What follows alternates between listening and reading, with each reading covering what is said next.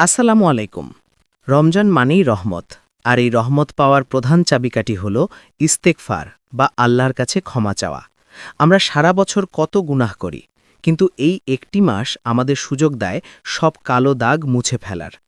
আজকের ভিডিওতে আমরা জানব রোজার দিনে কখন এবং কিভাবে ইস্তেগফার করলে আমাদের জীবন বদলে যেতে পারে।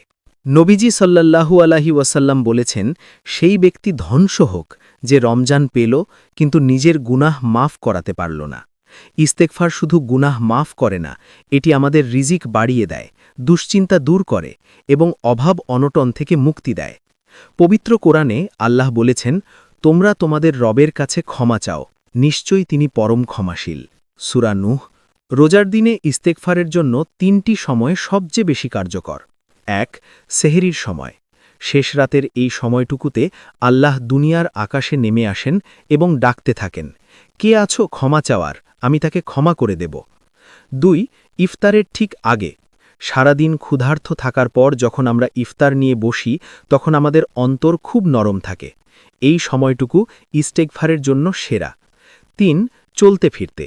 আপনি যখন অফিসে যাচ্ছেন, রান্না করছেন বা অবসরে আছেন, মুখে সব সময় রাখুন আস্তাগফিরুল্লাহ। ইস্তেগফারের মধ্যে সবচেয়ে শ্রেষ্ঠ দোয়া হল সাইয়্যিদুল ইস্তেগফার। রাসূল সাল্লাল্লাহু আলাইহি ওয়াসাল্লাম বলেছেন, যে ব্যক্তি দিনে এটি বিশ্বাস নিয়ে পড়বে এবং ওই দিন মারা যাবে, সে জান্নাতি হবে। অন্তত প্রতিদিন সকালে ও সন্ধ্যায় একবার হলেও এটি পড়ুন। হাসান বসরি রাহিমাহুল্লার কাছে যখনই কেউ অভাব, সন্তান না হওয়া বা অনাবৃষ্টির অভিযোগ নিয়ে আসত, তিনি সবাইকে বলতেন, ইস্তেগফার করো, কারণ ইস্তেগফার হল মুমিনের অস্ত্র। আপনি যদি চান আপনার এই রমজানটি জীবনের শ্রেষ্ঠ রমজান হোক, তবে আজ থেকেই প্রতিজ্ঞা করুন, আপনার জিহ্বা যেন এক মুহূর্তের জন্য ইস্তেগফার থেকে বিরত না থাকে। রমজানের প্রতিটি দীর্ঘশ্বাস যেন হয় আল্লাহর কাছে ফিরে আসার আকুতি।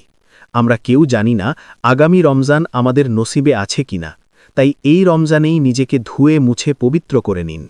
আল্লাহ আমাদের সবাইকে তৌফিক দান করুন। আমিন।